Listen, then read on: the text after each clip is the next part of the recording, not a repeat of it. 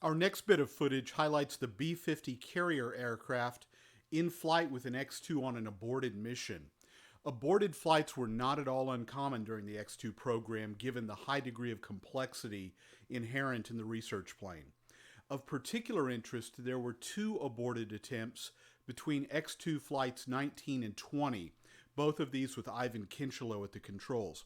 These attempts are noteworthy due to the fact that the Air Force was approaching the end of their contracted time with the aircraft before they were due to turn it over to the National Advisory Council on Aeronautics. The Air Force had hoped to chalk up a major altitude or speed record before the handover occurred. There were two B-50 aircraft used as launch and ferry planes during the X-2 program. The first was a B-50A, which is seen in some of the early glide flight footage on this disc. This particular aircraft was heavily damaged in the explosion of X-2 number 6675 over Lake Ontario during a captive flight test in 1953 and was ultimately written off as unrepairable. The damaged aircraft was replaced by a B-50D, which was the carrier aircraft used for the majority of the X-2 flight attempts and is the aircraft shown in the footage here. The B-50 was essentially an improved or upgraded version of the B-29 long-range bomber. It began life as the B-29D, but the designation was changed in December 1945.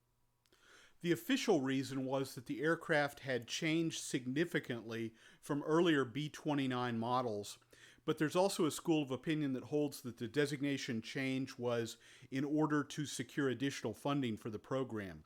In the months and years following the end of World War II, many military development programs were under intense budget pressure, and the Air Force may have considered the redesignation of the B-29 as a way to keep the aircraft off of the fiscal chopping block. 371 B-50 airframes were constructed between 1947 and 1953, and they served in a variety of roles. In addition to serving as a launch platform for the X-2, other B-50s were used as reconnaissance planes, weather observation platforms, and drone directors.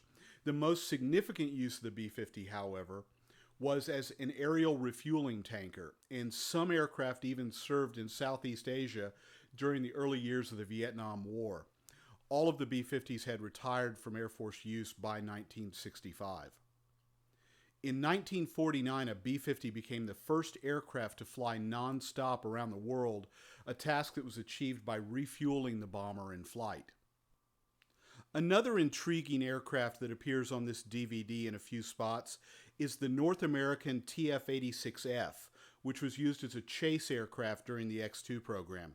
This was a two-place F-86 variant based on the F-86F, and only two were built. It featured a slightly lengthened fuselage, and the wing was set back slightly to help maintain the center of gravity in an appropriate position. The two-place F-86 also had slatted wings to help improve low-speed handling. North American aviation was eager to grab a piece of the jet trainer market that Lockheed was dominating at the time with their T-33 and designed the TF-86 as a potential competitor. Despite an aggressive marketing campaign aimed at the Air Force, North America never won any orders for the TF-86. One of the two aircraft was destroyed during testing, and the second aircraft, which is the one that appears on this DVD, served as a chase plane for research projects at Edwards for many years and was eventually scrapped.